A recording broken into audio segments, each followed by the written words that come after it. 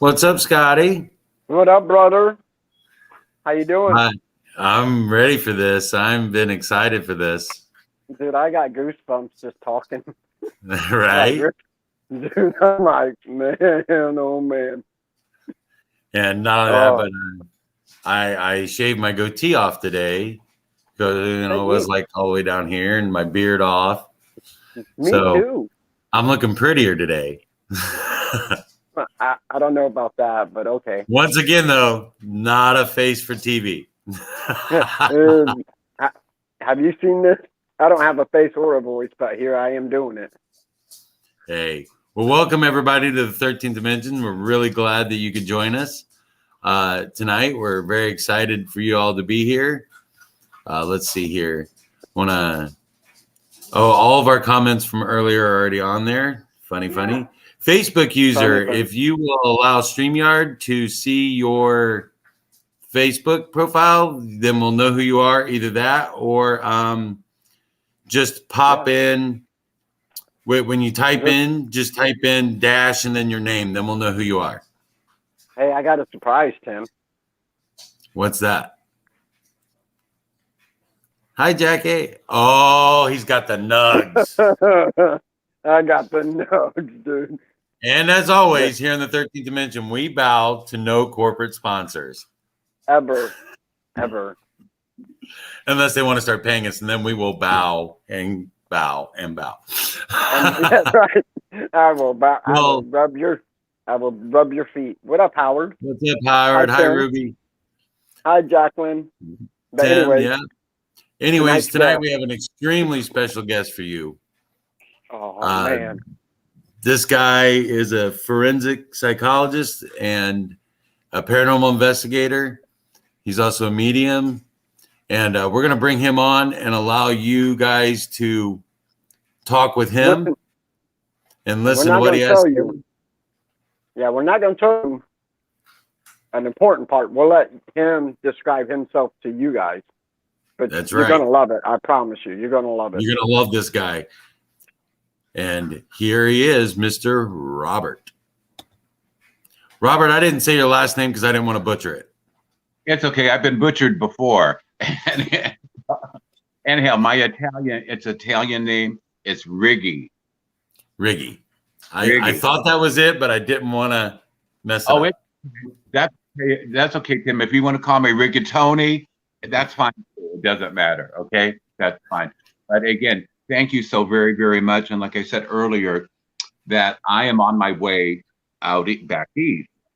And I'm going to be stopping in Nebraska first. But right now, the train is delayed somewhere between here and Hell, which is Los Angeles, and so we're supposed to be gone. We're supposed to be leaving 3 hours ago, and I told them that I needed to do this podcast. It was very, very important, and so I am in the lounge here at Amtrak. Okay. So if you hear some people coming in, cussing and carrying on, whatever, it's not me. It's other folks.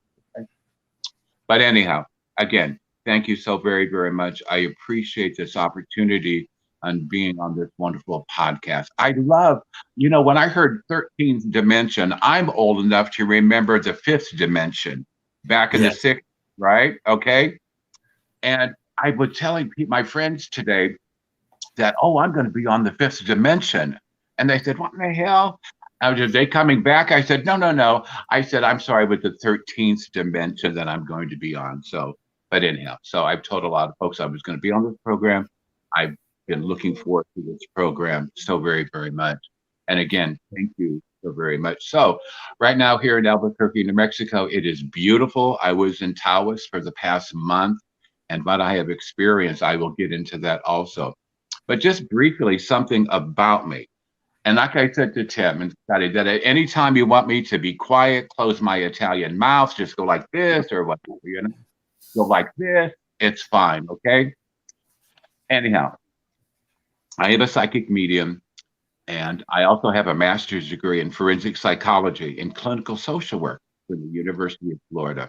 And for 30 plus years, I was a criminal profiler for the state of Florida, okay? My first experience was in the paranormal field is when I was 4 years old. and I'll be 67 next weekend. 67. And let me tell you, it's been a hell of a ride. It really, really has, in many ways, more than one. But anyhow, I'm, I love my birthday. The older I get, the better I am, really. But anyhow, so my first experience is when I was 4 years old. I'll be 67 next week. And my abilities have even gotten stronger being out here with my Native American shaman friends, and we can come to that in the written line. And my first experience when I was 4 years old, and the life isn't my entire life. It's probably maybe 25%, and the other 75 is doing what I do, what I love to volunteer. That's why I'm out here in the Southwest. I volunteer all over the country, and it's very, very important to me, especially with Native American brothers and sisters, And but anyhow, it's been quite an experience for me, and I'll go into that. But when I was 4 years old, I woke up about 3 o'clock in the morning. I am from Peoria, Illinois. Also, I must tell everybody that I am gay because I want everybody to be very comfortable with me, right? Okay, so I use my hands a lot. Being Italian and being Spanish and being gay, I use them all the time. If somebody cut my hands off, I couldn't talk. I couldn't. No, I really, that's the truth. But anyhow, I want people to be very, very comfortable with me. Also, my spirituality is based on my Roman Catholicism. I don't care what spirituality somebody has, it's not important to me. But for me personally, I don't try to convert anyone to anything, not at all. But for me personally, my Roman Catholicism. So when I was 4 years old, I woke up, and of course, it was about 3 o'clock in the morning. This was now 1958, right? Hell, I didn't know what 3 o'clock in the morning was back then. Nobody did, No. But anyhow, so I went to the bathroom, and my parents thought that I was ill. And so my father got up and said, "Are you okay?" And he goes, I said, "Yeah, but I saw someone." He goes, "In the house?" I said, "Yeah." And it was a full apparition of Abraham Lincoln. And he was nodding and smiling. And later on, that was an indication to me that what I was experiencing was something that I needed, that was going to be part of my life, period on. And it was. Until my father thought I was just Josh and whatever. But anyhow, he said, "Well, just climb into bed with us and we'll talk about it in the morning." Those things that you're eating look so damn good. Sorry. They are Wendy's chicken nuggets. And normally this is my MO. I eat Wendy's chicken nuggets on the shows. And it had been a while since I've had them. And I wanted to make sure that I had them for your show tonight. So here I am. It's kind of our calling card. Everybody knows us. Like when Scott doesn't have chicken nuggets on the show, everybody's like, "Where's the nugs? Where's Scott's nugs?" Yeah, I get people like, "Why do you not have your nuggies?" And I'm like, my bad. So, well, enjoy those. They look very, very good. They look excellent. But anyhow, so I climb into bed with my parents, and then in the morning, my Spanish mother, took me to my Italian grandmother, my Nona, and then she took me to what I would consider a white witch. And I was scared that this woman looked like a hag. She looked like she was 10,000 years old. She was all wrinkly and gray and whatever, But anyhow, this woman, a bruja, which is Italian and Spanish witch, she put her hand on my little head, and I could feel her power. I could feel this woman's energy enter in my entire body. And I began to quiver, I remember. And then she could feel my energy leaving me, going into her, and back and forth. It was like a flowing river of all this energy going on. But I could not explain it like that when I was 4. I thought it was just exciting to me. And she grabbed my tubby Italian cheeks, Spanish cheeks, and she kissed me, and she told me that in Italian that I was very, very gifted. I had no idea what that meant. I had no idea. And I thought, oh, she's going to give me a present. I'm gifted, But anyhow, she did give me a gift. She brought me out of the paranormal closet, if you want to use that term, which I do quite often. And so I came out of the paranormal closet when I was 4 years old. And I came out of the gay closet when I was 18 years old. So when you combine all that together, like I said, it's been a hell of a ride. And I'm not anywhere yet. Let me tell you, I still have a couple of rodeos in me, and damn it, I'm going to do them. I There am. you go. But going back to who I am and what I do is that I have quite a journey, and my journey, like what Tim's and Scotty's, we all have our own personal journey. And I am not greater or less than anyone else in the field or in the world. Okay. I believe that we're all brothers and sisters in the universe. It doesn't matter who you are, what you do, or whatever, right? And but for me, my journey in the paranormal field was in the 60s. Okay. 54, was born, 58, my experience. 50 years prior to that, my brothers and sisters who are listening to this, is that people were having seances, tipping tables, tea leaves, reading bones, and all sorts of things, right? And then in the late 50s, 60s, it became taboo. We didn't talk about it, not at all.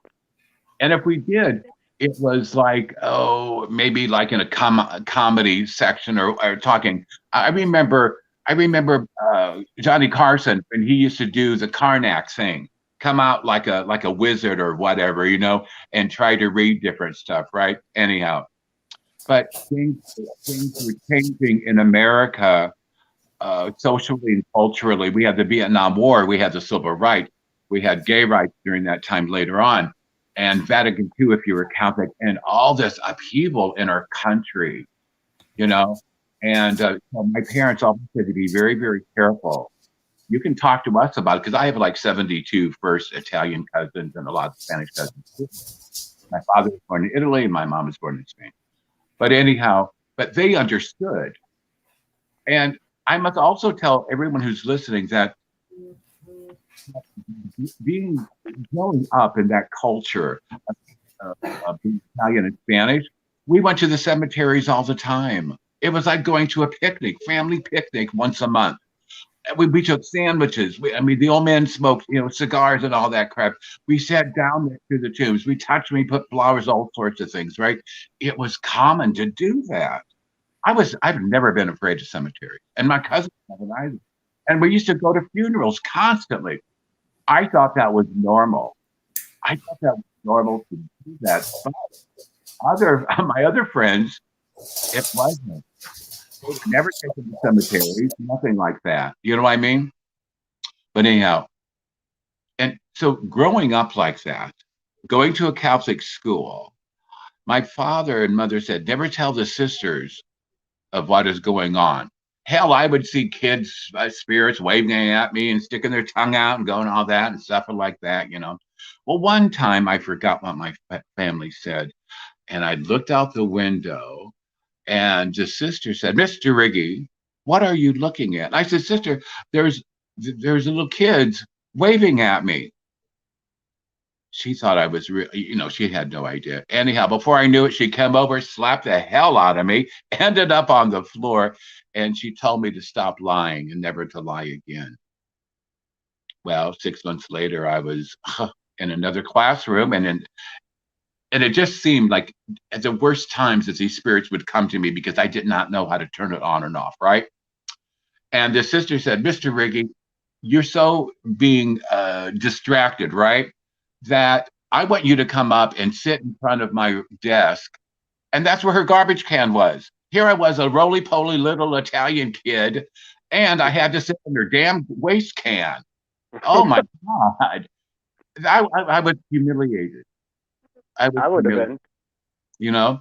Well, and then what happened, I was so damn fat at that time that my butt sucked down to the bottom of this damn garbage can. And when she told me to get up, the damn can stuck to me, for God's sakes. And oh my God, I remember the kids laughing, and I know that I can make light of it now. I can laugh about it.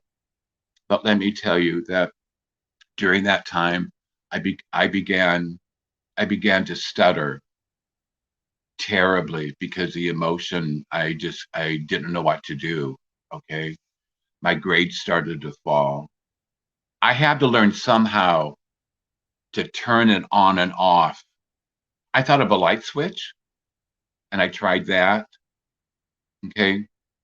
But how I learned to turn off my abilities and gifts, because the dead were talking to me, right? And I could see things psychically, right? So what I learned was when the sister would say, it's time to read, open the book to some page, right? Whatever page. Anyhow, so I did that. So, and when at the end of the reading class or whatever it was, that she said, close the book. So that's how I learned how to turn it on and off.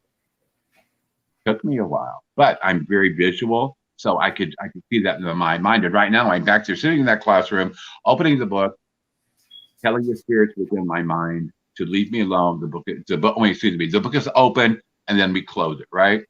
Anyhow, it took me about 3 or 4 months to do that. Okay, and that's how I learned how to close it off myself. And but it took a while. So my paranormal experience really led me later on in life to mentor these 15 children, in which I will call children of the paranormal. And these people have heard me on podcasts many years, like 6 years ago and whatever. And so they reached out to me. So we can go into more of that. Okay. When I went to a Catholic school all of my life. When it came to going to university, I did not want to go to Indiana State. I did not want to go to Illinois State or the University of Illinois. I wanted to leave the damn state of Illinois. I wanted to get out of it, because I knew that if I would have stayed, I would have never gone anywhere. That would be it. Okay? And so I told my parents that I want to go to the University of Florida. And anyhow, so they agreed. My father, not so much, because he wanted me to become a chef. They were going to send me to the Cordon Bleu, because I love it. And because he knew I was gay. And he thought that would be a better thing than being a forensic psychologist. He had no idea what that even was. But anyhow, so I got to go to the University of Florida. I took 2 extra years so I could study more about anatomy and physiology. And so I did. So I have a master's degree in forensic psychology and clinical social work from the University of Florida. I was a criminal profiler for 30 years. And we can go into that because I have seen the best of humanity and I have seen the worst of humanity. I have gone undercover to go into Liberty City, which is the Haitian part of Miami, because of voodoo rituals and stuff like that. I had to go to Little Havana, which I always was there anyhow, but I had to go undercover because of Santeria. And that's another story in itself too. And so being a forensic psychologist, I really experienced a lot.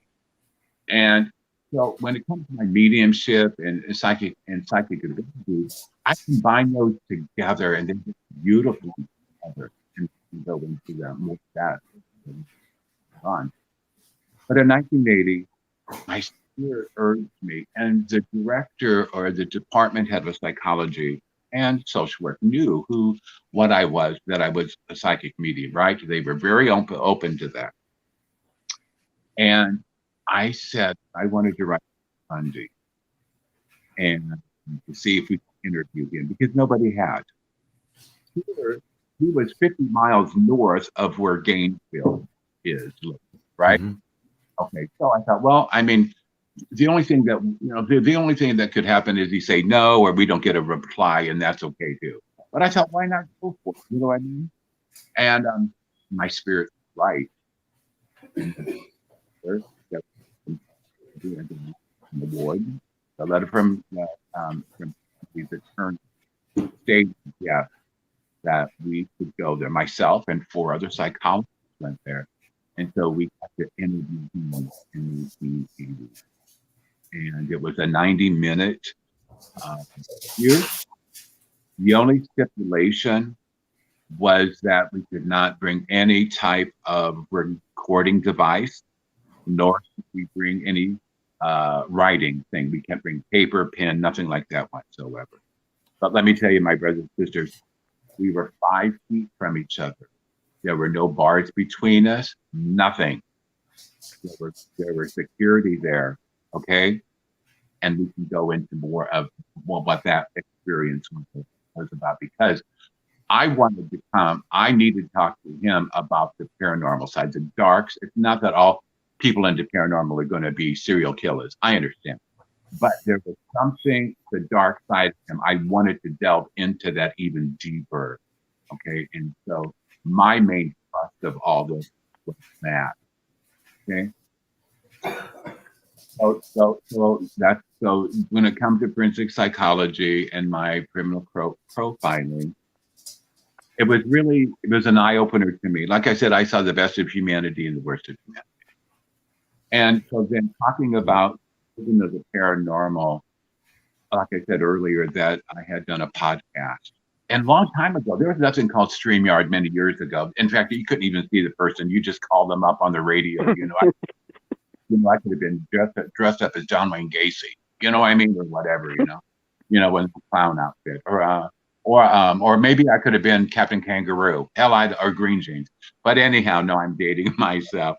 But anyhow, I had talked about these children, because if I went through all the pain, frustration growing up, and I have these abilities, there must be children out there. There must be children out there that are experiencing the same thing that I'm experiencing. And so I talked about it. And that person is no longer living. That it was on his first podcast. He's no longer with this person. And so I talked about my journey, into the field and anything like that, and how I turned it on and off and stuff like that. And so I know the desperation, I know the frustration. And so parents reached out to me. And right now, there's 15 children, which I call the children of the paranormal. And I assist these children to turn their abilities off and on. Being a forensic psychologist and clinical social worker, I make sure that these children are not psychiatrically ill. Okay. Because I would be the first person to say to their parents, you need a psychological workup on the child, and these children are not. It's just not to have an imaginary friend. They're actually seeing other things too. And for example, Brianna, because I was born and raised in Peoria, Illinois, which is about 150 miles southwest of Chicago. And so Brianna's family reached out to me and said that she's doing some strange things, weird things. And I said, so I began to feel some things. I talked to her on the phone briefly, and she was quite gifted. And so I went up there to visit with her and her family. I always make sure the parents are in eye shot and earshot of me at all times to protect myself and the child. Absolutely. And so anyhow, she had telekinesis. I saw her with these eyes, with these old 67-year-old eyes. I saw her move things. Her parents saw her move things prior to that. Okay. And so Brianna was in one room. I was in another room with her parents. And I said, and I said, Brianna, there's a hairbrush on one of the tables here. I want you to move it. I want you to throw it off the table. I throw it off the, off the table that it's on. Anyhow, before I knew it, even before I even closed my mouth, that brush was on the floor. That's how strong the abilities that she had, or she had. Crazy. Amazing. And so she had other abilities too. She saw things psychically. She was an empath too. Anyhow, so there was Brianna and these other children. These parents reached out to me, but let me tell you, my brothers and sisters, that suicide prevention and awareness is very, very close to my heart, being in the field that I am. And also is that before these two of the parents reached out to me, two of their young adolescent children attempted suicide because nobody would understand them. It's not their parents didn't love them, and people would push them away. The schools didn't understand it like that, and that broke my heart. And I believe that God put us where we're supposed to be at any given time. So these parents were supposed to hear this podcast or this radio program that I did, right? And these other two children, these other two began to self-mutilate themselves. And when someone self-mutilates themselves, that when they cut themselves, they may not feel the pain, but what they see is blood, and blood is life. And they know they're alive because down deep inside they're dead because nobody's understanding. Yeah. Nobody's understanding. And I understand that. But let me tell you, these children, and so they reached out to them. Some of the children's families are very poor. There's several in Indiana. They're all over the country. And for the children's families who cannot afford to come where we go, we usually will go to them, okay? Or we will collectively put our money together so those families can maintain. It's very important. And now because of cell phones, the kids, they can, they can talk to each other, The parents now can network with them.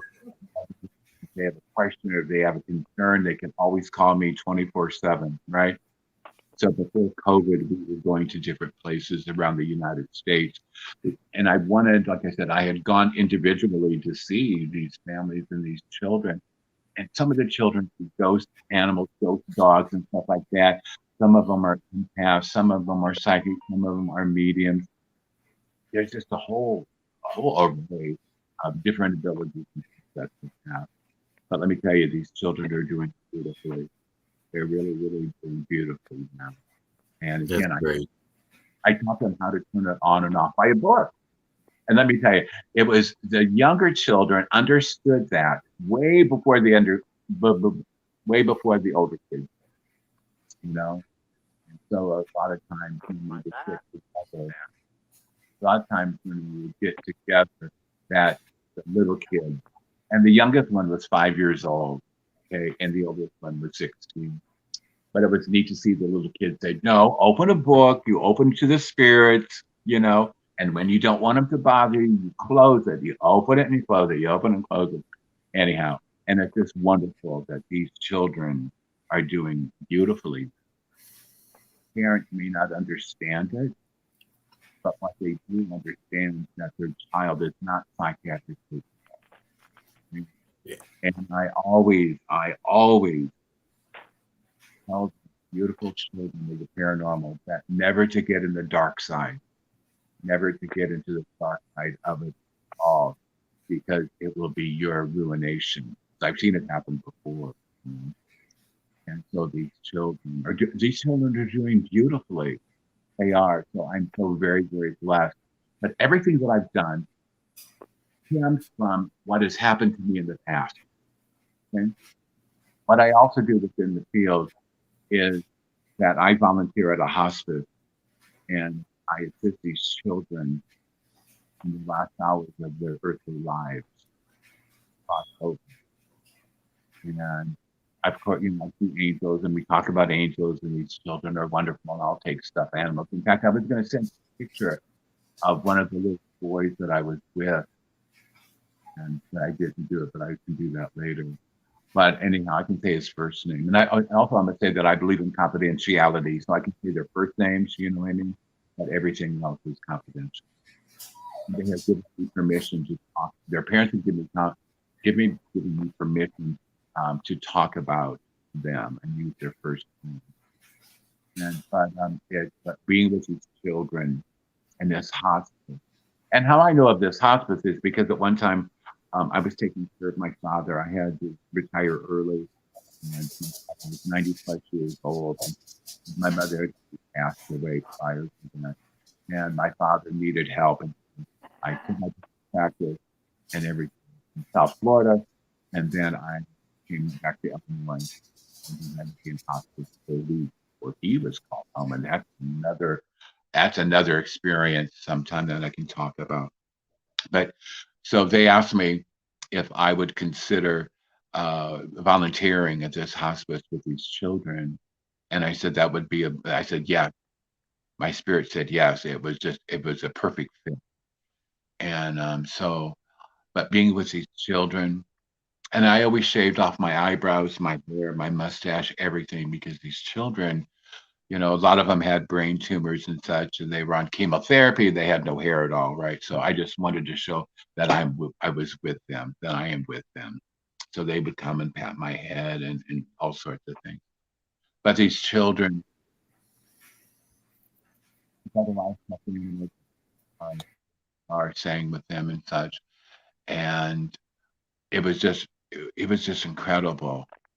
And we can go into more of that later on because that's a whole 2 hours in its own of what the children experienced and what the parents experienced also. Robert, I wanted to say it really takes a special person to work with kids, and a lot of us out there know that. So we want to say thank you for all the work that you've done with children because it really. My daughter's empathic, and she didn't understand it at first. So we've finally gotten her to a point where she can understand what's going on. Mhm. And so it really does touch me that you work so much with children. We really appreciate that. Well, Absolutely. thank you for that. But you know what? I am no greater or less than anyone. You know, that I am who I am and that God has given me these abilities and gifts to help our brothers and sisters in need. So thank you very much. I was going to make you laugh a little bit and say that my mom used to say I was gifted and special too, and right before she whipped me every night, because I was I was one of those ADHD kids that way before the medicines came out, Okay. Well, sometimes people have to be taken to the woodshed, as they said back in my generation. You know what I mean? You know, back then, kids used to get whooped. We used to see that word whooped, right? And kids were taken to the woodshed.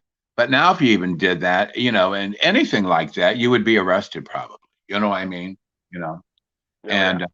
you know, but unfortunately, in our society now, things are so upside down. This universe is upside down. There is no one is civil to each other anymore. I talk about paranormal unity, and it's just like that people have become so territorial. They Yes. have, you know, and I always say, listen, there could be 100 meetings in a room, right? We will experience 100 different things. Okay. That doesn't make us wrong or right, but it is our own experience. So we must agree to disagree civilly, right? But Hmm. then damn shows on TV. Oh my God. I don't watch them anymore because I got to the point if I saw another Ghost Adventures or that other crappy show, I was going to put hot pokers in my eyes because I couldn't take it anymore. I couldn't take it. You know what I mean? They're just outrageous. When somebody says, "Oh, did you hear that?" Well, hell, that could be a hamster farting. You know what I mean? Or it could be a rat or whatever. You know what I mean? Anyhow, I don't put much stock into these shows anymore. I don't. I don't even watch them anymore. I think they're ridiculous. I think they're part of their ruination for their paranormal field. I really, really do that. I really believe that. And but anyhow, so the paranormal being with the children who are in hospice, and that's very special to me. And then being with Kevin and Vivian, I have been personally involved in 2 exorcisms that were sanctioned by the Catholic Archdiocese of Chicago. And and you folks are in Indiana, right? Yep. Okay. So then you know of the Demon House in northern Indiana with that, I'm not going to say his name because he's an ass. But anyhow, but anyhow, I have no respect for him. That's why I want to put hot pokers in my eyes. I can't take it. Yep. Anyhow, Yep. so we know who we're talking about. Oh, Anyhow, absolutely. Father Michael is a Jesuit priest from the Archdiocese of Chicago. He's the one who did the exorcism on the house and the children and such like that. Anyhow, so I got to meet him because he is the one who performed both exorcisms, the one on Kevin and one on Vivian, but they were totally different. And let me tell you, my brothers and sisters who are listening to this, that what I experienced getting to know these folks and then being in the same room during this exorcism, nothing comes close. Nothing. And so we can go into that at another time too, because let me tell you that Vivian was born and raised in a satanic family, satanic cult. She was ritually raped at a small age. She had two. She was impregnated twice before she was 12 years old. She had a forced abortion in her home there in Illinois. A doctor came there. The doctor was also part of the Satanist cult. Okay. Anyhow, Vivian, as they say, her personality split, it fractured. She had five. And that happens. That happens when, especially women, endure a lot of sexual, physical, and sexual abuse as children. And that's how they can protect themselves, right? Right. Only one of her fractured personalities was possessed, the others were not. So we had to integrate all of them except that one that was possessed, integrate them, right? And that's difficult at best. That took 3 months in itself, but we had to leave one alone. And that was the one that was exorcised. So that's the one that Father Michael performed the exorcism with. And that was done at Loyola Medical Center in Maywood, Illinois. I was there for all of that also. We can go into that because it's fascinating. It's fascinating. Okay. And like I said, that what you see on TV isn't reality whatsoever. It's not. Robert, I wanted to bring a question. You I muted yourself. can. I wanted to bring Okay. a question up from one of our viewers, and I'll let you see it and answer it here. She wants to know if you think Ronald DeFeo from the Amityville Horror House, the DeFeo family murders, he claimed to be possessed by the devil, and that's what caused him to murder his entire family. And he died in jail and stuff, in prison. But she was wanting to know what your thoughts were on that, if you think that was a possibility or if that was a kind of an excuse that he gave. Well, thank you, Irene. I think Irene is from Japan. So thank you for Yep. listening, Irene. Thank you, Irene. God bless you. One thing about the Amityville that I can tell you for a fact that it was no murder by anyone that caused that crap to go on in Amityville. It wasn't. A very good friend of mine who I think I can say his name. Anyhow, he was a child. He was a 7-year-old boy that was Kathy Lutz's biological son and George Lutz's son. Okay. George Lutz was his stepfather. This young man is a very, very well. He's middle aged now, but bless his soul, he's a very, very good friend of mine. And we have spoke 8-10 hours on the phone talking about this many years ago. And what he has related to me, that it was George that brought in all the crap into the home in Amityville. it was that he was in the Ouija board. It's not saying all people are in the Ouija board are going to do this, right? Right. But it's just the fact that he was into drugs, alcohol, he was calling demons upon himself and stuff like that, right? In the damn movie, they had George Lutz as being a saint. No, no, no, no, no. He beat Chris's mother every day. Chris was the only child that was beaten out of all the siblings that were there, right? Chris is the only one, only child. He was beat constantly in what he recollects. It is his experience inside that house. He said, and I asked him about, I asked him about the oozing of the walls and all that crap. He said, no. He said that was a joke. That never happened. But he said at the very end of the movie, because the movie made George Lutz like a saint and in this and that and loving, and he wasn't. He was an animal. He was truly an animal, right? There were some days when Chris told me that he couldn't go to school because he was so bruised. And George made him stay home. Okay. At the end of the movie, if you remember at the end of the movie, they all run out and they go into this and they go into their station wagon, and the dog is laying outside, right? And the dog's kind of whimpering, and we see George so lovingly pick up this dog. Chris said that never happened. He stomped the dog to death, and then they took off. So Chris's recollection of what actually happened in Amityville is far from what you saw on TV and the movies. Far from it. Yeah, I always like to say Hollywood loves to use that word "based on a true story" very liberally. Yeah. Right. And it would have been a better story if the truth would have been known about George. You know, that would have been even a better story. You know, there are other things. I would have never signed the rights for that, though. Right.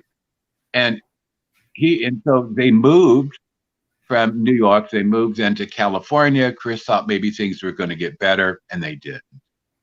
And if you ever see the interview of Kathy and George Lutz, if you ever see their interviews that they were on everybody's talk show back then, she was if you looked at her, she looked like a whipped puppy. Very quiet, very subdued. He answered most of the questions. But when she did, it was like she was really scared to talk. You know what I mean? Eventually, thank God, that they divorced. By then, Chris decided to join the military, and the military saved his life. Right on. Anyhow, Chris now lives in the Southwest. He's doing wonderfully now, and we still talk at least once a month. He's a good guy. He really, really is.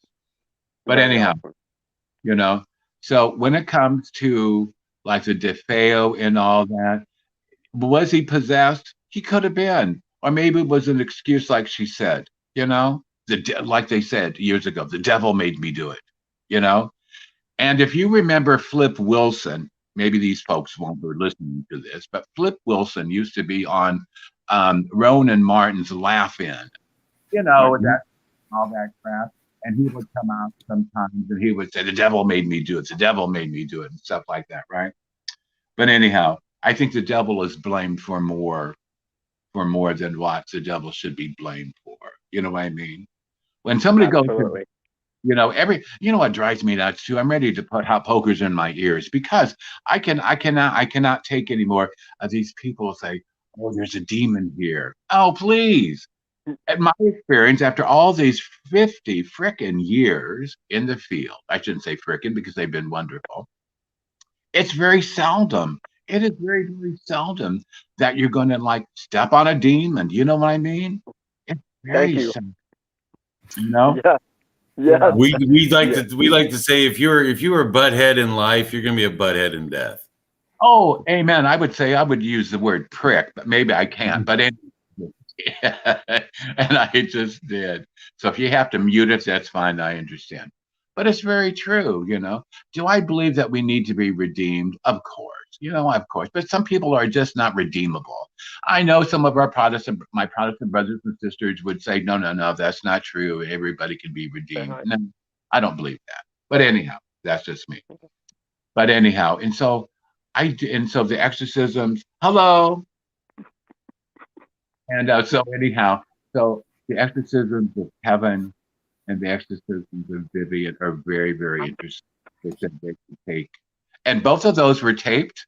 And right now, at this very moment, well, in the Vatican right now, that these films with other films of exorcisms and prior to that, of how we interviewed both Vivi and Kevin, those are being used to instruct up and coming exorcists. Okay. In 8 months from now, I will, and Kevin and I will be able to get the tapes back from the Vatican. And Kevin remembers some of what happened, and we can go into that at another time also. But there's a lot of things that Kevin doesn't remember. I have asked Kevin to, do you know what? Excuse me, I can't read that. Tell me what that says. It's from Tessa Nicole Thomas Peterson. She says, I love you, Robert. I hope you are doing wonderful. Oh, Tessa, she's a beautiful friend from the beautiful state of Colorado. Really, when it's springtime in the Rockies. Oh, anyhow, I don't want to sing now, but anyhow, but anyhow, just what I have experienced, and I usually, I forgot this time, but I'm going to be on a train soon, and I'm going to smell like an onion patch. But anyhow, I usually bring an onion, and an onion has a lot of layers, right? So I tell people we have to peel back the layers to get to the situation, okay? And it's very, very important. So I do many things within the paranormal field, like I said. I also do past life regression, and I started to use past life regression in my private practice, and it works beautifully together. It does. It really, really does. But if somebody says to you, I can regress you, it's only going to take like one day or one. No, no, no, no. Hang up on those fools. Because if you're going to do it correctly, it is a process. It is a process. It's not like you're going to start talking like a chicken or clucking like a chicken later on. Nothing like that at all. Nothing like that, right? It's nothing like you see on TV, but it is a process. And I know that the folks that I have used with past life regression as the type of regimen for them, that it does take time. And if they run out of insurance, it doesn't matter to me. I will pick that up myself. I will, you know what I mean? I will do that for free. I will do it for gratis because I've already started the process. And to end it because the person can't pay, that's crappy. You know what I mean?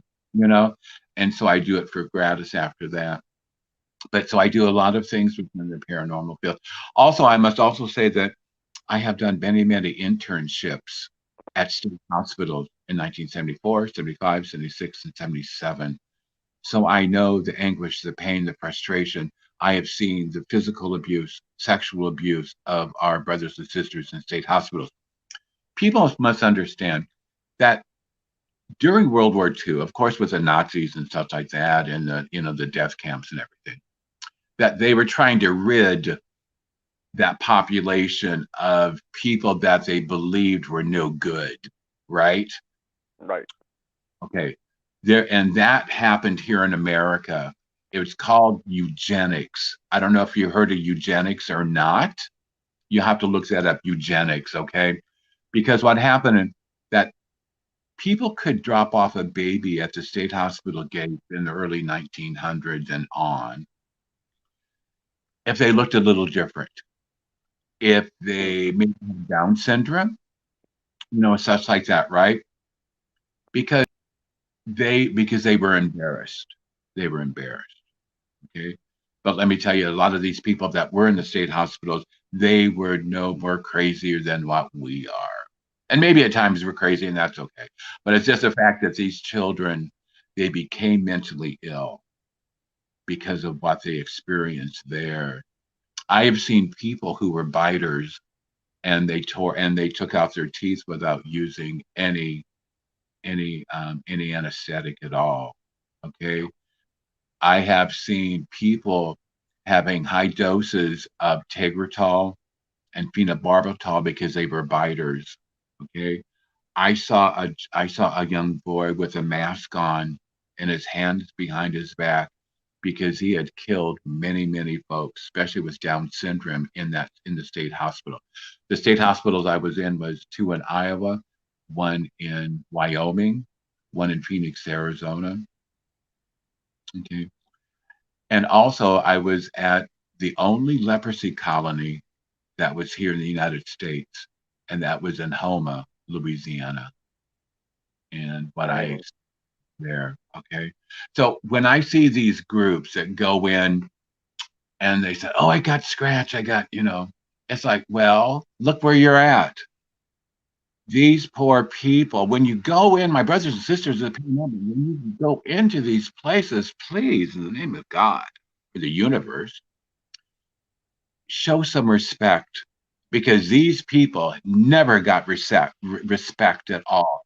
I had been on a ward or a unit, as they would say years ago, right, with 200 men and four workers,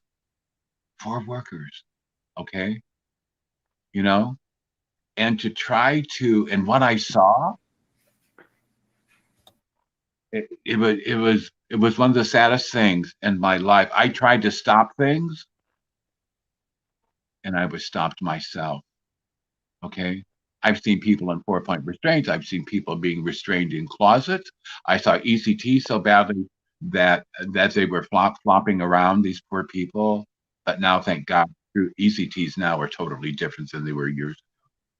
I saw lobotomies done. Some of them were done under anesthesia, and others weren't. At one time, my brothers and sisters, when I saw my supervisor come up and said, "Robert, that we're going to have popcorn this afternoon." I thought, "Oh yeah, that's cool." So I thought, "Well, where's the bowls at?" And she goes, "We don't use bowls." She goes, "Get a white sheet and you put it down in the day room, and that's where they put the popcorn. That's where they threw bags and bags of popcorn." And let me tell you, these poor people, they scrambled like animals to eat it. It was horrifying. You know, people eat their own feces. I've seen I think that animals in a zoo probably were taken better care of. At one time, I asked them how much is it per meal at the state hospital in Iowa. I was at several, and it was 33 cents a meal. 33 cents a meal. You know, That's that's horrible. yeah, it is.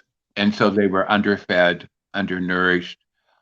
I had to go to the med center, and I saw our brothers and sisters living in cages. They were steel baby beds. It was horrible. I tried to stop what I saw and couldn't. I tried. And so when I hear from our paranormal brothers and sisters that go into like Waverly Hills or they go into different places, right? And they're being scratched, let me tell you that they're being scratched because these people want to reach out to you as they reached out to me when they were alive, trying to get that human touch because we are social animals. And if we don't get that human touch, it's called failure to thrive. And it's very, very true, you know. And so if you get scratched, hey, you get scratched. If somebody pulls your hair, hey, you know what? That's okay because these people are reaching out to you for a specific reason. Their stories need to be told. And when I hear these asses start provoking these spirits who are trapped there, it's just like, oh my God, you're just making it worse. They're Right. used, they're used to that abuse. So my paranormal brothers and sisters, when you go into those places, go with respect. Please understand what these people have gone through by no fault of their own. Okay, so please look into the history of mental illness in this country and what they did to our brothers and sisters. It's a crime. It's a shame. It It really is. is. It really is. Robert, we have a house right here in the town that we live in that was part of a Ronald Reagan movie one time Mhm. called the Boy in the Window, I believe was the name of it. And it's about a mentally ill child who was Mhm. locked in an attic basically and spent all of his time, the only life he knew was in this attic, and he would look out the little attic window, and it's very small. I know which house it is. It's a very small window, and Right. people would see him, Mhm. and it was the only outside communication he ever had. Mhm. So we can relate a little bit to what you're saying here. It was a sad time in American history. It was a Oh, sad time in the medical history. yes, in the field that I got into. And a lot of these psychiatrists were not Americans. No, they were from India. They were from Eastern Europe. The psychiatrists that I dealt with in the state hospital system in Iowa, they were from Czechoslovakia, Romania, and Bulgaria. So just think about what kind of education they had. You know what I mean? Because no American doctor, psychiatrist would work in a state hospital. Never. They would never, you know? In fact, in Peoria, Illinois, where I was born and raised, that some friends of mine that went to the Catholic school that I did, their father was a psychiatrist from Colombia, from the country of Colombia. They were from Bogota. Anyhow, I used to play on the state hospital grounds, and there were patients all around us all the time. But that we took candy to them, and we played. We went on the same swings that some of the folks could swing on and such like that. We always took sandwiches to them. It was to me again. To me, it felt very comfortable. So when I go into a state hospital setting, I feel like I'm home. You know what I mean? I try to release those spirits, but a lot of them are so imprinted in that building that they can't leave, that Right. they can't, you know. But again, my brothers and sisters, always remember that just because you go into a place, they say that it's haunted, which I don't like to use that word at all. That bothers me greatly. But anyhow, someone may experience something where others won't. The spirits are not like circus animals. They will not come out on a cue. You know what I mean? They won't. And they be quiet. That doesn't mean that they're not there because, and also, oh my God, that drives me nuts too. When our brothers and sisters say, well, we have to go at 9 o'clock tonight, or we have to go at night. Oh my God, please. The spirit world is around us 24/7, for God's sakes. Do you think they're sleeping during the damn day? Oh, please. Yes. Yes. I've always brought that up. Like, why do we investigate just at night? Why not during the day? I've always wondered that because everybody wants to go at night. Let's do it during the day. Well, I actually have a theory about one of the places we go to a lot, and the name of the place is the Old Lake County Jail. And it seems like the later at night it gets, the more that the activity dies down. The place actually feels heavier during the daylight hours, and I've always said that my theory is those people were locked down at night. They weren't allowed to be up. They weren't allowed to be moving around. They had to Yeah. be in their cells. hmm And it's very, very true. I've been in places where it was during the daytime and I got just as much activity, even more like you said, Tim, that someone at night, you know. And God bless these people that have all this equipment. Oh my God. I don't know how to use anything. I don't. I don't. I just go by my abilities and gifts. But I understand that people use them and God bless them. But I know that there are some groups out there that don't have a pot to piss in or a window to throw it out of. They hardly have any equipment, maybe an EVP machine. And let me tell you that when those groups reach out to me, I help them especially because they don't have the funds to go out and buy the thousands of dollars of equipment. You know what I mean? And those Yep. people, those folks that I have been with, they're very passionate. They're even more passionate than the people who have thousands of dollars worth of equipment. Okay. And so I help and I assist the groups that are living in the shoestring because they're very passionate about it. You know, they don't want to be the next Zach Bagans, or they don't want to be the next whoever and whatever, right? They're doing it because of the passion. They're not doing it because they want to be noticed. They're not doing it because they want to have their YouTube channel. You know what I mean? Or anything like that. They just want to find answers if they can. Mhm. And so, and again, know that when I say that, I know a lot of people get on my ass about, oh, Robert, why did you talk about people, the groups that have all the equipment and things like that? And but you know what? We hardly ever talk about our brothers and sisters that don't have much, you know, that Right. but you know, that are very passionate. So being the social worker that I am, and you know, I just, you know, try to get with the little guy and try to build them up and give them some kudos for doing, you know, for doing what they're doing. Okay. So now, something about me. You know who I am, what I do. You know I can talk till the cows come home, and that's like that. You know? And so it is up to you what you want me to talk about. It's up to you what, you know, like what direction you want me to go in. Mm. If you want me to sing, um, I love the state song of Indiana. It's something about the Wabash, along the banks of the Wabash, so far away. Something, right? Is that Yeah, Jim Neighbors used to sing it at the beginning of every Indianapolis 500. The yeah? Wabash River runs right about what, Scott? About 200 yards from my house? 200 yards from yours, and I want to say like really close to mine. About a Oh, mile from your house because Yeah, the it's about a actual mile from Wabash my is house. Huntington Yeah. Reservoir is on the Wabash Yep. River. Yeah.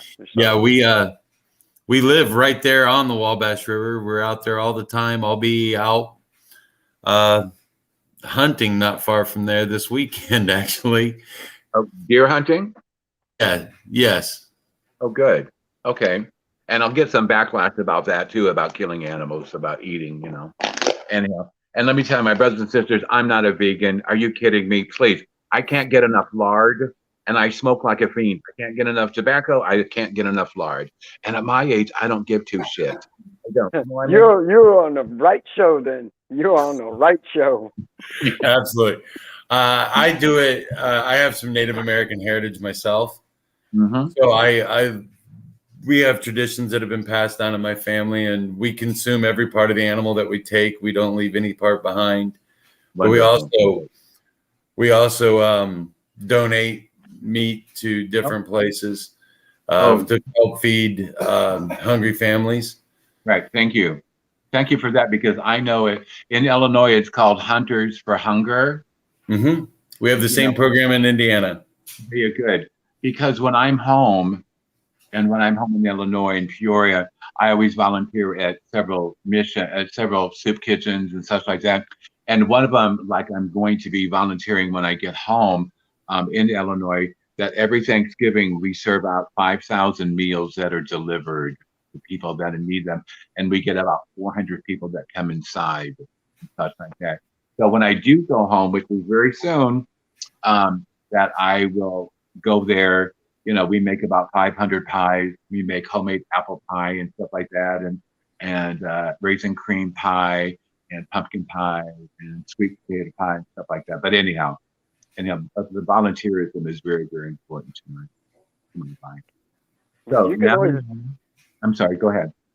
volunteer and come to Indiana, and I'll eat some pie if you want to make some pie. I'm just saying. So what kind of pie? So what kind of pie do you like? Oh man, Do you like rhubarb strawberry?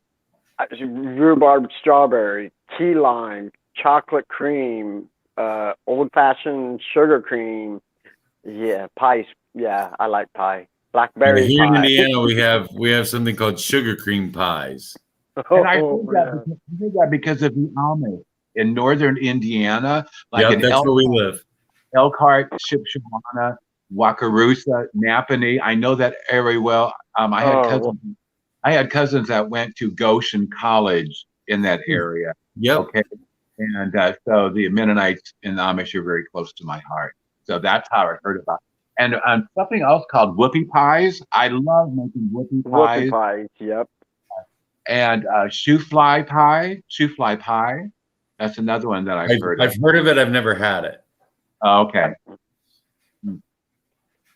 Anyhow, so But So- yeah, I actually had a question for you about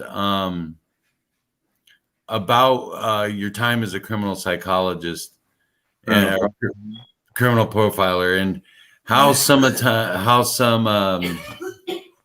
did any of that negativity or that mindset that you had to be around doing that affect you personally at different points in your life?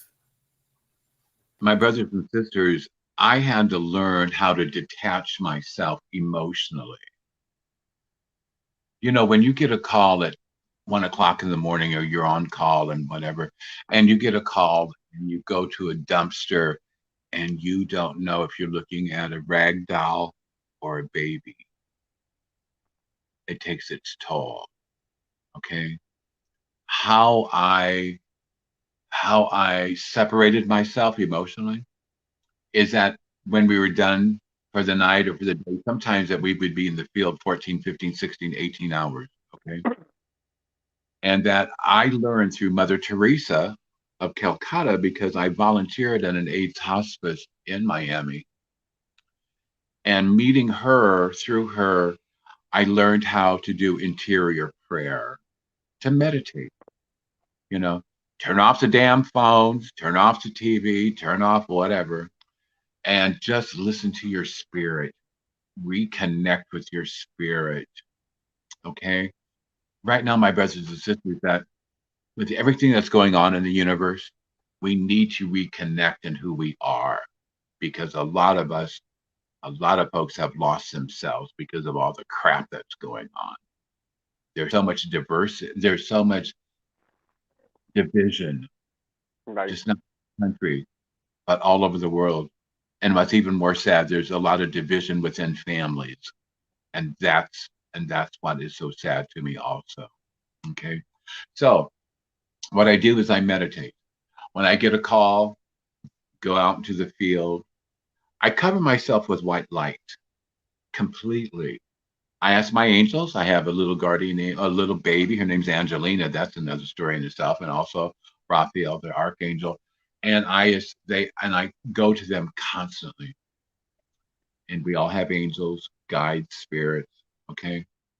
And they protect me also. Okay. Because being a criminal profiler, my brothers and sisters, we become the victim.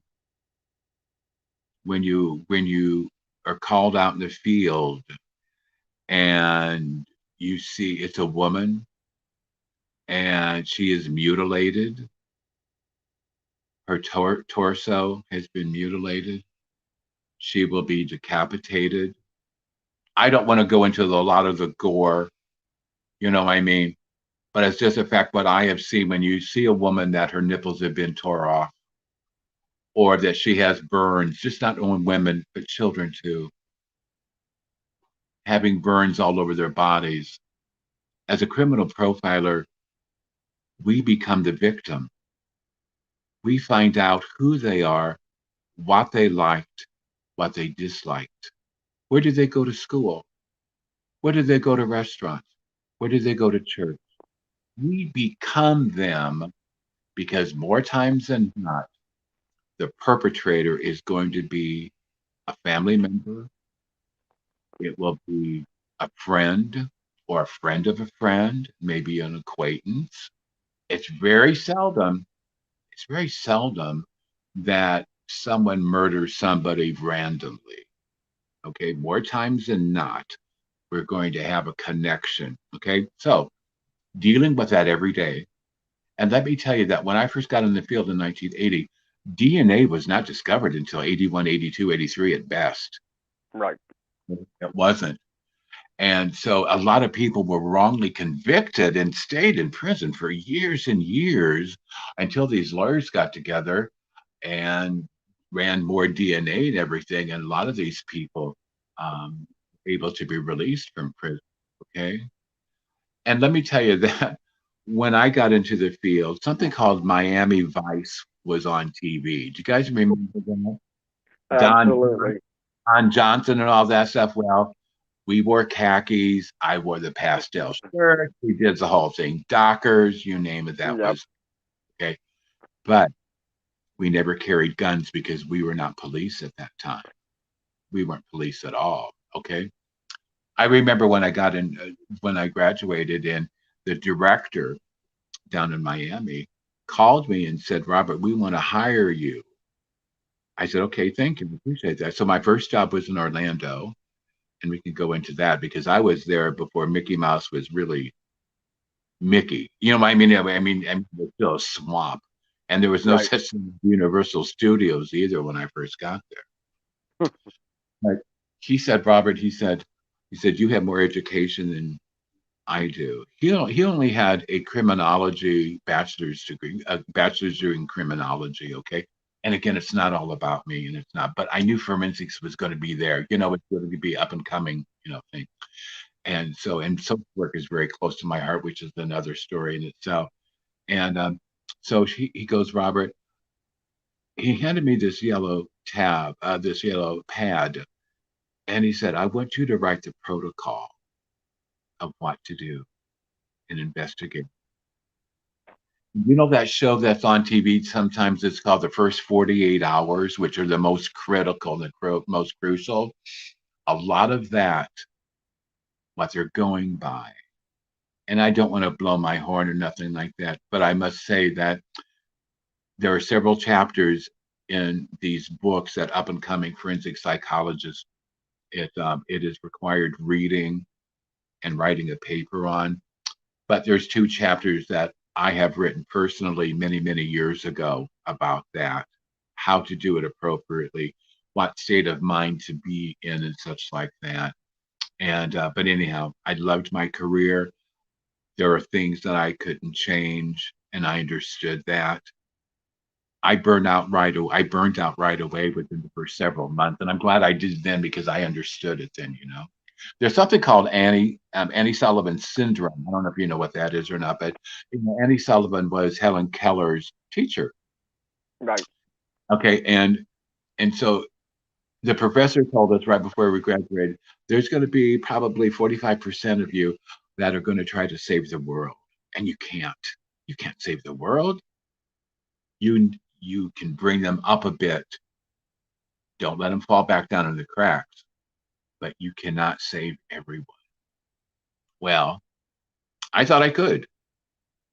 And I burned out within the first 6 months. And I'm glad I experienced that the first year.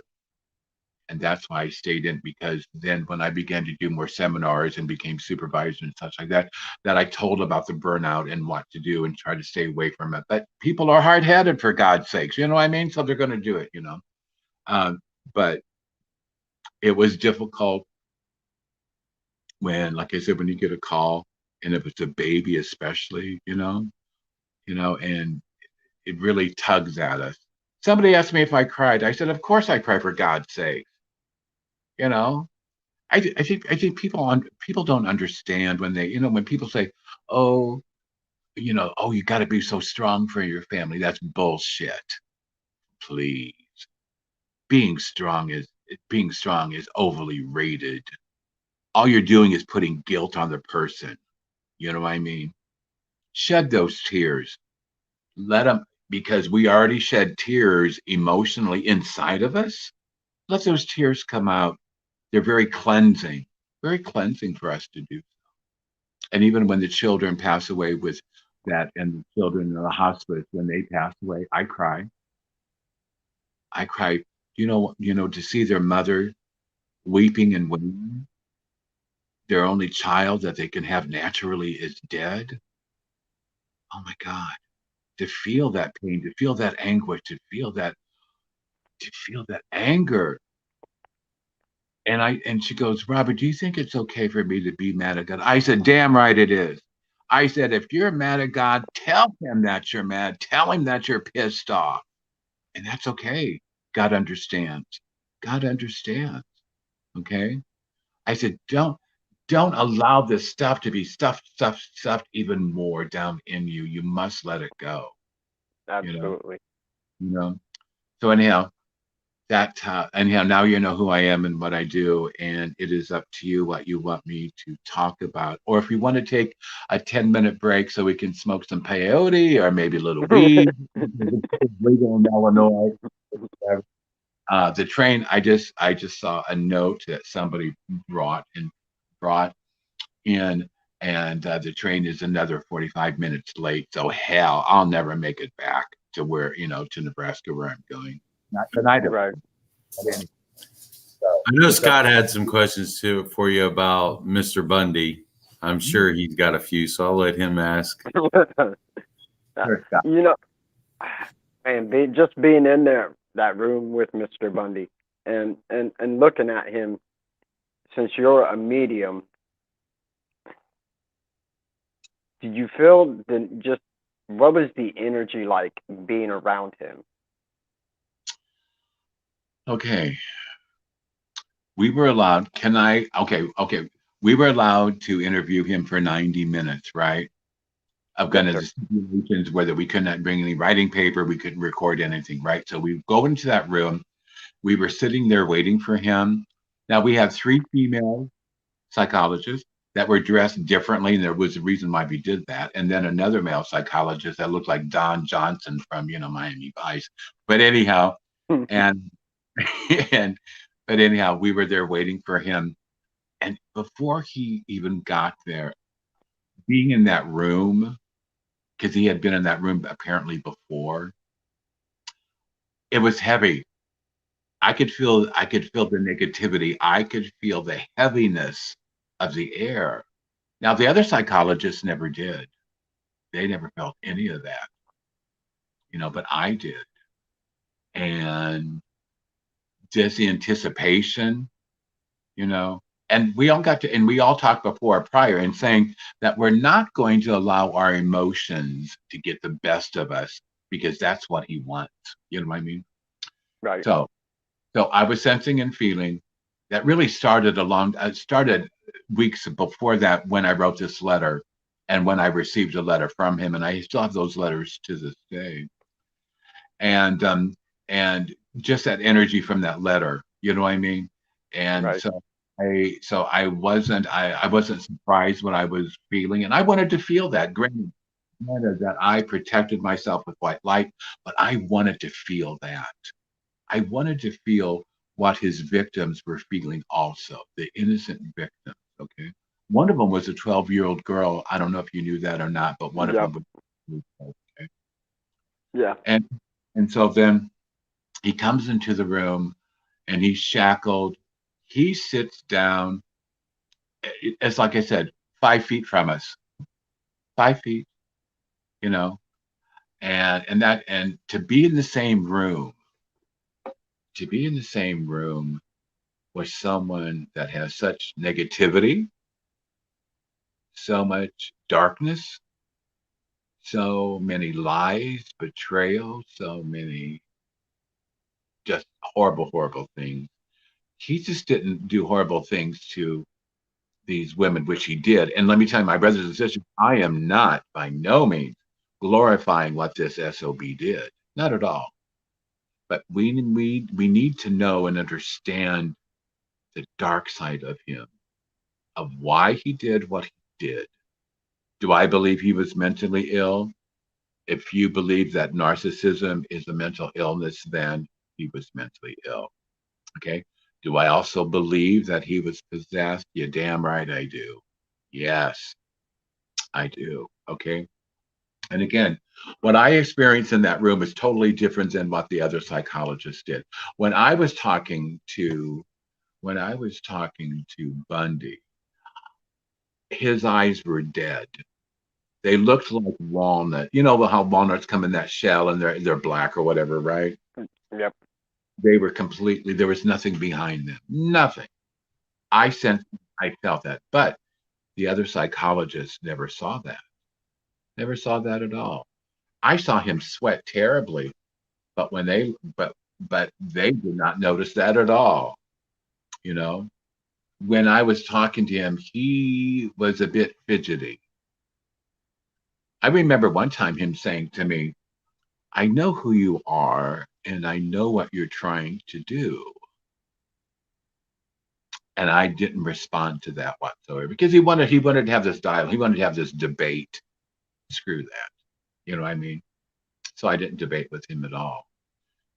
But just being in that same room and 90 minutes went so fast. It really it went very, very fast. Okay. Right. I must say that. Do you want me to go into more of the other psychologists that were there to give some insight or not? Well, No, go it ahead. led into my second question. So, like, given your educational background and your mediumship, uh, he he confessed to 36 murders, He but did more than that. He murdered more women than right. that. He did. Yeah, and I'm going to say experts say that it could be as much as 100, and I just wanted your personal opinion on what you thought with how you felt about it all. He murdered at least 150 women. 150. And how I know that, my brothers and sisters, is of what he said to me. I said to all of us, right? But when the victims came to me while we were were interviewing him, and these female victims were coming to me, the spirit saying, no, it was more than that. It was more than that. Way, way, way more than that. Okay. And so we can go into how I had a dialogue internally with these victims as Ted was talking about them. And again, I was coming from the side of the dark side. Right, Okay. I wanted people to understand how he got into this. And it starts from the point of him being born. I don't know if you folks know this or not, but his mother, Ted was born in Vermont, and his mother, her name is Eleanor Louise, and she went by Louise Caldwell. Ted was born in Vermont. From Vermont, they moved to Philadelphia. Philadelphia is where Ted's um, Ted's grandparents lived. His right, grandparents end up adopting him, right? Well, as Ted tells us, told me and the other psychologists, that he began to do, he'd say, creepy things, weird things. Like he would openly masturbate at a very young age. He would begin to steal things. He would just do things just off the chain, right? They took him to a psychologist. They did all this testing, and yes, he was a bit off and whatever. So they put him on some medication and everything, but that never helped. He just got into more and more in trouble.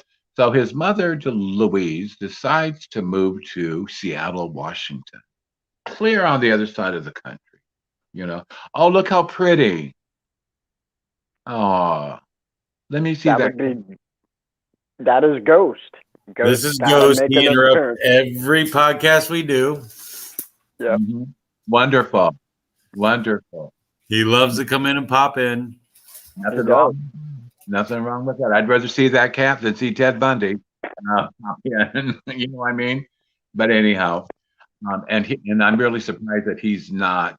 Now that I say that, he probably started screwing up with things. But anyhow, but they moved to Seattle, Washington, and, and things just did not go well. He was tested again, and he was in the range of 136, which is the gifted range and such like that. He was very charismatic growing up. He was very good looking, whatever. And but he got into the Ouija board. It's not that all people who get into the Ouija board are going to be serial killers. They're Right. not. Okay. But him and his little friends got together, played with the Ouija board. They started to summon demons. They decided to go out and kill rabbits and squirrels, or no, catch them, trap them, bring them back, tie them to the board and dissect them while they're still alive. Okay. And Ted was saying that. And he said it very calmly. He talked about the Ouija board. He taught, and this one documentary that I did see later on is that he did talk about calling for demons and such. And that's what he did with the board. And again, not all people who use the Ouija board are going to call, going to end up being a serial killer. They're not. Right. What set Ted down into the abyss was the fact that his relatives, his cousins, came out to see him out in Seattle, right? Well, his little cousins were telling him, "Do you know who your father could be?" No. And his cousin said, "We think that it's Grandpa. We think that your father is Grandpa." Well, that threw him in a tizzy. He went to ask his mother, and his mother goes, "I don't know who your father is." Okay. How he got the last name Bundy was the man who Louise marries later, and then he adopts Ted. Okay. Okay. So anyhow, so now here we get all these kids tell him different things. He's getting more frustrated. And then one of his cousins says, "Do you know who your mother really is?" "Yeah, my mom's in there, Louise. Eleanor's her first name. That's my mom." And his cousin said, "Yeah, she is your mom, but she is also your sister." Does that make sense? Dude, that's crazy. You know? And that threw him even more into this abyss. Okay. And again, he didn't know who his father was. They were telling him it could have been uncle, it could have been whoever. But now his own mother has lied to him, who is really his sister. Okay. And let me tell you, my brothers and sisters, that every woman he murdered, except for the young girl who was 12 or so, looked like Louise. It looked like his mother. All of them did. He decapitated 12 women. And Ted would say that he did it, of course, because of trophies and such like that, right? But what he did also was that he would have the torso in a black bag or whatever in the back of the trunk, but the heads would be driving on the passenger side. Okay. He would talk about stroking the person's hair, the woman's hair, the head. Okay. Also, that I asked him specifically because he had a very hard time performing a sexual act. Okay. But what aroused him wasn't the anatomy of a woman. What aroused him was when he saw the fear in the woman's eyes. That's what got him sexually excited, was that. He talked about how he manipulated women. He had gone to the university there and had a degree in psychology. And I asked him about that. I said, "Why did you want to become a psychologist?" He said, "Because I wanted to know how to manipulate, especially women, better." Okay. And so it is just like one layer after another. Okay. He plays with the Ouija board. He was raised in a very strict Methodist church. And when they did go to church, he would go into the choir room and masturbate on the choir robes of women. Okay. And he would do that, all sorts of things. And I asked him who his mentor was. And I wasn't surprised how he learned how to dissect how to peel skin off of one, right? He said that his mentor, man that who he loved, was Ed Gein. Hmm. Okay. Ed Gein's life is loosely based on the Texas Chainsaw Massacre, right? Yep. And it was Ed Gein. Okay. And Ed Gein was still alive at that point. And so he would converse with Ed Gein. Also, I must tell that our brothers and sisters that uh that he how can I say this? Um maybe I won't. I won't. I'll save that for another time. But anyhow, so his mentor was Ed Gein, and he did he did try to well he helped the police. I don't know if you guys know about that or not, but he did help the police to get someone arrested. I don't know if you know about that or not. No. Do you, Tim, do you know about it? Yeah, I had heard something about that once. I believe either in a documentary that I watched or one of the movies that I watched about his life. Right. I remember hearing or seeing something about that before. Right. And it's very true. Now, and so I'll just say it that, and I asked him about this. Ted is the one who sent the MO to the FBI, to the police regarding the Green River murderer, serial killer. Okay. And I asked Ted, why did you do that? And he said, Robert, you're so damn dumb. And he called me damn dumb all the time. He called me a fucking faggot. Oh, excuse me. He called me a faggot. You know what I mean? I mean, he hated me. He hated me, you know? But he said that the reason why I wanted him killed or him arrested was because he's taking all the good stock. Ah. That's what he considered women was good stock. So the Green River serial killer was getting the best of the breed, as they would say. And he even called him that too. You know what I mean? Anyhow, he was the one that was very instrumental in getting the Green River serial killer caught. And I see a Wow. question. And can you read that to me, Tim? Uh, Yeah, it says, do you think it was his childhood or his mental state or like his mental makeup that made him the way he was? It's a combination of a lot of things. It was a combination of betrayal. It was a combination of lies. It was a combination of everything. Everything. Everything piled on top of each other goes layer, layer, layer, layer, layer. Okay. mhm. And when you mix that negativity, when you mix that betrayal, when you mix the lies and all that together, it's a perfect storm. It's also Right. a perfect storm for someone to become possessed. And possessed he was. He wanted to become possessed, and that came from his mouth too. He wanted to be possessed because he believed he was so damn narcissistic.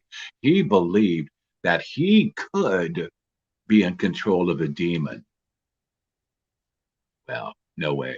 No way in hell. No way at all. You know what I mean? And so, but again, I'm not glorifying what he did because what he did was horrifying. It was Right. heinous. It was horrible. Now, I also have to tell you that there was a young girl, and she was in high school when I was in grade school that lived on my road outside of Peoria, Illinois. She was one of the victims of Ted Bundy.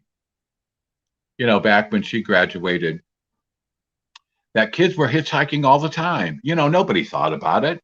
It was the time of free love and the Monterey Pop Festival and all that stuff, right? People were Right. hitchhiking. People were hitchhiking all the time, right? Well, she decided she wanted to go see Seattle. She heard how beautiful Seattle and Portland was and everything. She wanted to go to San Francisco, and she went, but she ran into Ted Bundy, and that's another story that we can go into also. Also, I must tell you that Nobody has heard of this case before, but me being gay, it really hits home to me. Back in the 70s, when I turned 18 in 1973, everyone would go to San Francisco. It's almost like a pilgrimage to Rome, which being Catholic, you got to, and being Italian, you always go to Rome, right? So I went to San Francisco, and my God, I couldn't believe all the damn hippies and everything like that, everything, and the free love and everything. Is like, oh my God. Here I'm coming from the Midwest, and then, thinking, oh yeah, I can do anything, but it was just different to me.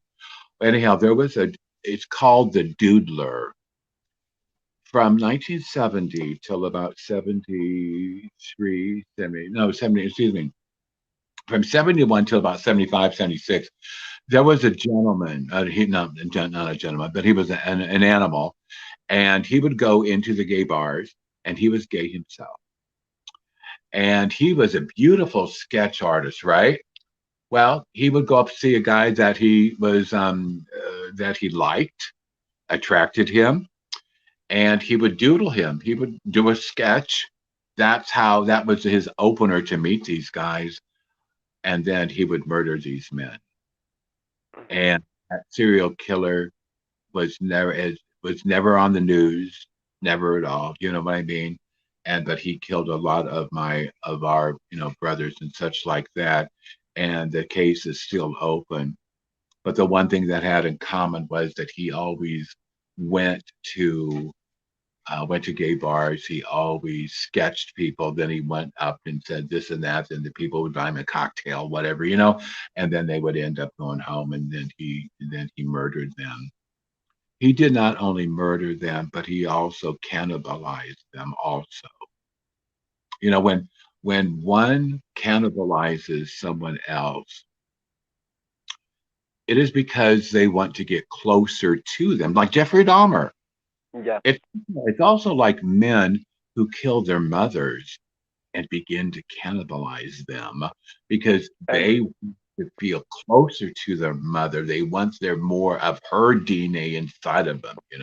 It's sick as hell. It really, really is. But that does happen. It does. Ted Bundy cannibalized some of these women. Yep. And there's and again, I'm not glorifying it, but these women, their stories need to be told. Do I believe he was possessed? Yes. Do I believe that he was mentally ill? Yes. He was a perfect storm. It was going to happen somewhere along the line. It was going to happen. It was predestined in him before he was born. I believe that. He truly also said that he believed that he was possessed. Because he said, even being in there in prison, of what he saw and what he felt, and then in the same vein of things, he would say, that I was raped by 4 men in here. None of us responded. So what did he want us to say? Oh, poor Ted, I'm sorry that you had to go through that. Hell no. No.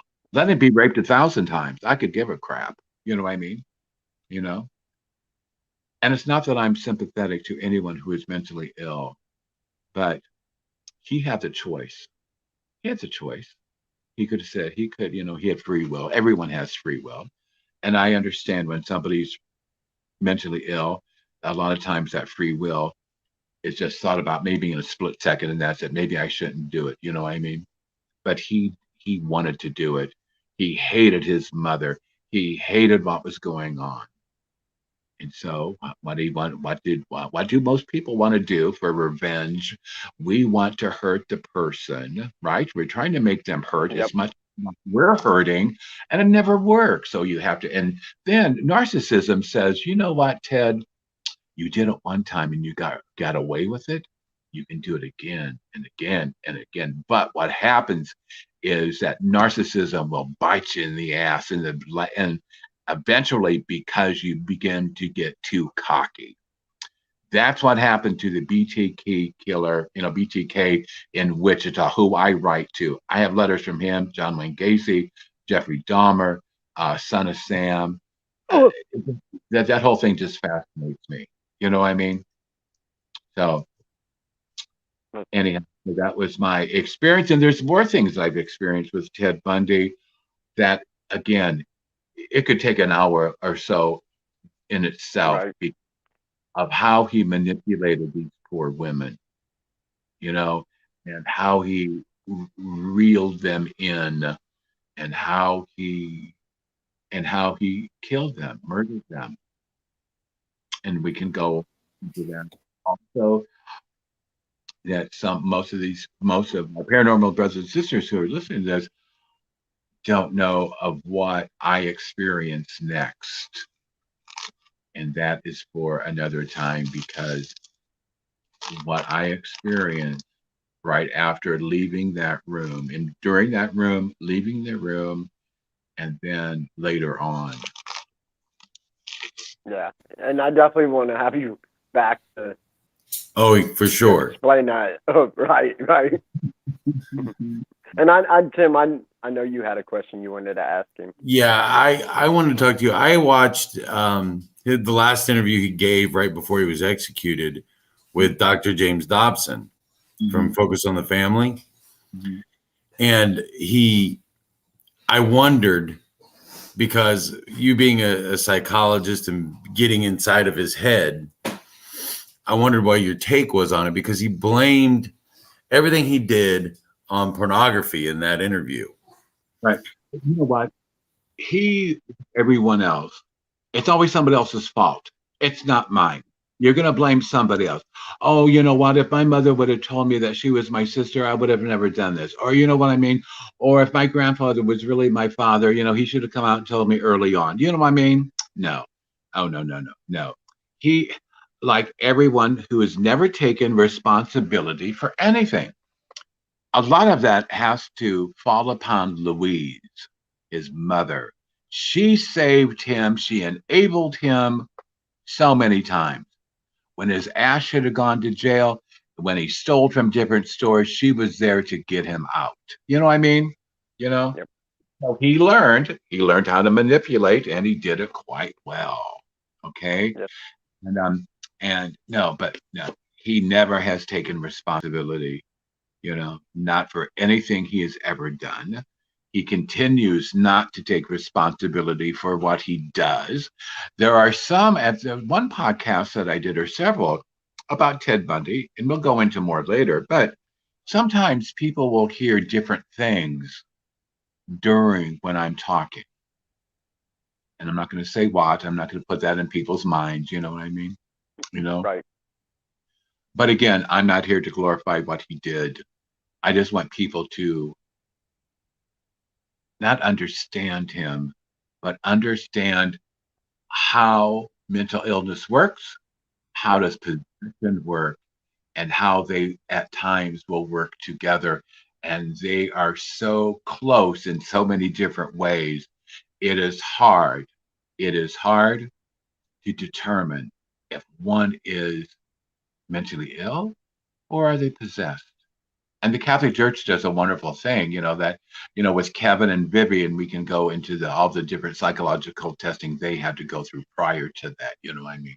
You know, at any given time, for all the psychological testing that Buddy went through, they could have stopped that. They could have stopped that behavior. They Right. could have put him in juvenile court system. You know what I mean? But his mother continuously bailed him out. And the older he got, the better in knowing how to manipulate one.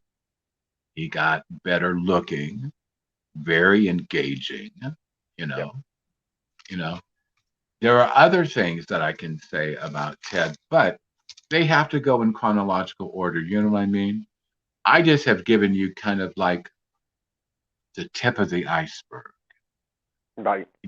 I'd let you know that about his mother really being his sister, that type of thing. But there's much more.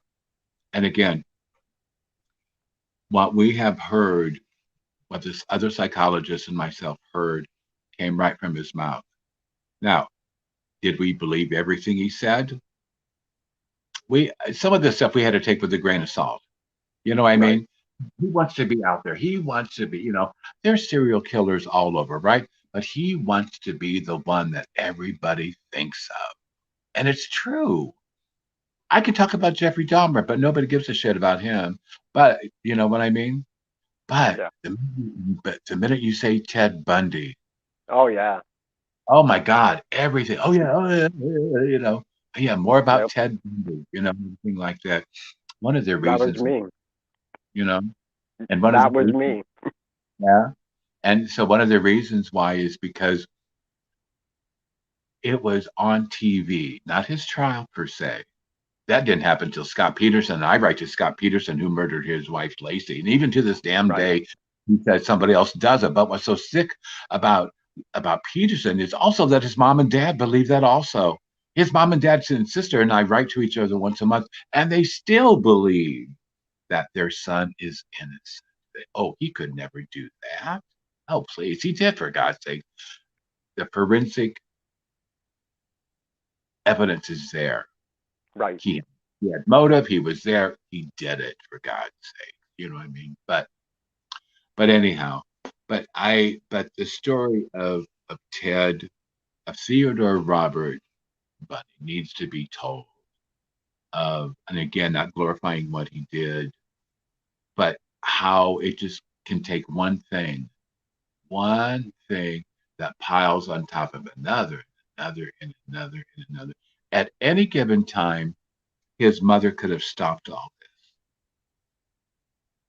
but she chose not to because of guilt. And what he had said about his mother, I have never said on any other podcast either. Never. And again, I can talk about Ted Bundy till cows come home. Everybody wants to hear about him. Everybody wants. And this one time I got a question: what was his favorite color? And so when I went, but one of the psychologists asked him that, and they go, "What? What is your favorite color?" And he said, "Red." Blood. Blood is Yeah, red. right. You know, well, you know what? I'm going to save that for another time. But I was Yep. going to get, yeah, yeah. But anyhow, he is fascinating and he's interesting. And what I experienced there, and then, like I said before, none of the other psychologists experience. Yeah, I'm just going to leave it at that. I'm not going to go when the interview is done and what was said and such like that because like I said, it's a chronological thing. Do you have Right. any other, do you have any other questions? Yeah, we had a viewer question. Do you think his mom was maybe naive to what he would become? I think that she was very young when she had him. He was born in 1948, so just think about that time, being Right. unwed. And on on the birth certificate, what did it say? Bastard. They would stamp the word bastard because if you didn't have a father, right, Right. you were called a bastard. I think she felt that she had an obligation to keep him, and she did. And I think it was her own guilt.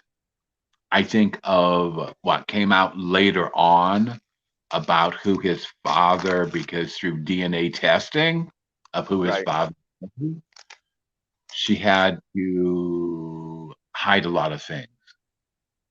And by hiding a lot of things and not being truthful with him, it caused a lot of problems. And again, we all have free will. At any time he could have stopped if he wanted to. When I hear some of these people, well, he was too mentally ill. Bullshit. Bullshit. If he really wanted to stop, anyone could stop. Jeffrey Dahmer at times thought about stopping what he was doing, okay? But he didn't, okay? And and so we do have free will. And okay, it's just okay. Let's go back and think about this guy from Wichita, the BTK, okay, BK, BTK. He lay dormant for 20 some years. Nothing. And it took one thing. And his narcissism came back and said, well, you know what? It's been a while. Nobody's looking for you. Nobody has a clue. Here he had become an elder within the Lutheran Church. Yep. Thank you for smoking, because I love to smoke and I can't smoke inside here, so it's cool.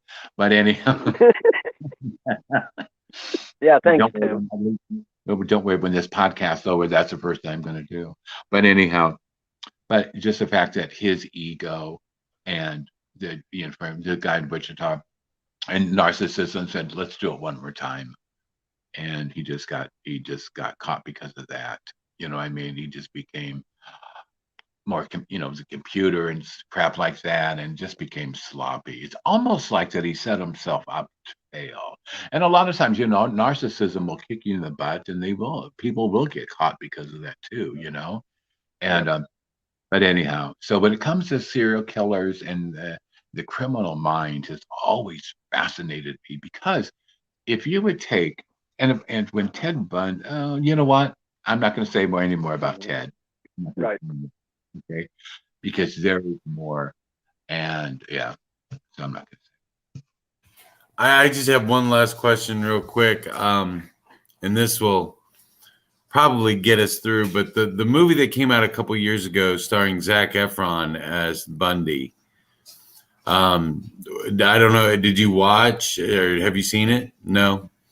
I Have wondered if maybe you watched it because it one of the things it said was that he at the very end of the movie, it comes from the perspective of his first wife.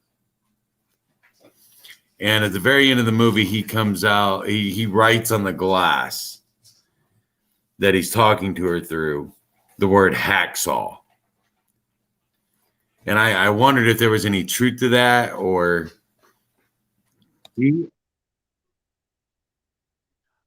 I have to watch the movie because I've never heard of it, you know. And a lot of times when I have met these people like Bundy and everything, when it comes to the movies and documentaries, I don't watch it because I saw the real thing. You know what I mean? You know. Yep. Um, but you know what? Anything is possible. It really, really is. Again, did he ever use that word? No. Did he? Did he was very explicit in what he did to these women, and I don't know how much you want me to go into that next time that when we talk. I don't know if you want me to be very, very explicit, because each woman he did some things differently to them. Sometimes, you know what? I'm not going to say Right. anymore. Right. You Yep. okay, because, and again, this is coming from his mouth. Okay, he told us more than probably any other persons that he had spoken to, which he didn't do often. He didn't do much interviews. He did not do many interviews at all. And but just being with him just months before he was executed, you know. So, but anyhow, so now, like I Awesome. said, that's who I am and what I do, and I do a lot of. But you know what, my paranormal brothers and sisters, my motto has always been that we are spiritual beings in a physical body, and the spirit is strong and the flesh is weak. And so we need to take care of ourselves, okay? Right now, my brothers and sisters, this universe is upside down. Our country's upside down. Families are being divided, okay? You know what? Penny has two sides. And I always think of love of being on one side and forgiveness being on the other side. And my brothers and sisters, that we can love so many other people, but the person who we need to love is ourselves. Okay. Nobody can hate us more than ourselves. Okay. So begin to love yourself. Begin to engage with the little child inside of you. Okay. The little child that is hurting. And also, my brothers and sisters, that we can forgive someone else for the most heinous things. But, the hardest person to forgive is ourselves. And we need to forgive ourselves, because by forgiving yourself, you can love yourself more. Granted, Absolutely. granted that granted, there's a lot of our brothers and sisters have put themselves on the back burner. It's time to leave the back burner and to think of yourself. And it's not being vain. It's not. I understand that in any family that there's a pecking order, as they say, right? There's going to be a scapegoat. There's going to be a caregiver or a caretaker, especially the middle child, right? But please, my brothers and sisters, we cannot change someone if they don't want to be changed. Please, my brothers and sisters, get off the back burner, go to the front, do something good for yourself, even if it's for a half an hour once a week. Do something positive for yourself. I always tell the folks who reach out to me for assistance, I always say, look into the mirror and say, there's nobody better than thee than me. The old Quaker man said that 1,000 years ago, right? But it's very true. Nobody's better than thee than me. Thank you again. I appreciate it. Their time is almost up. And if I can give my telephone number out if someone needs assistance, is that okay or not? Yeah, that's Absolutely. If you absolutely. want to do that, that's all on you. Yes. Thank you. The telephone number is 309-213-0325. 309-213-0325. You can call me, text me. My phone's always on if you need assistance, if you need help to get out of the paranormal closet. I'm here to help you, okay? And just remember, my brothers and sisters, that we're all on a journey. It's not a religious journey, it's a spiritual journey. And let me tell you that when my Creator calls me home, and I believe in past life regression. So my past lives, I'm done with that. Thank God. When I die physically this time, I'm not coming back as anything. Thank God. Yep. On my gravestone, I wanted to say that I have now begun the greatest journey of my life. You know, I've had a hell of a ride, and I still got a couple of rodeos left in this old gal. But let me tell you that the journey beyond, oh my God, it's going to make this look like a cakewalk. Absolutely. You know. So thank you, everyone. Love, light, and peace to everyone. God bless all of you. Have a wonderful, wonderful weekend, and remember to love yourself so you can love someone else. Peace out. And there's Thank you, no guys. better way to end this show. Robert, if you can hang on for just a few more minutes, we'll come back and talk to you. That'd be great. Yes, Thank sir. you guys so much. Robert, thank you so much for being on the show. Thank you for everybody watching. We truly appreciate each and every one of you. Absolutely. And just remember, If if it's it's paranormal, go ahead, Tim. if it's paranormal beyond, We got you covered. Amen. Wonderful. thanks for watching, everyone. Have a good night.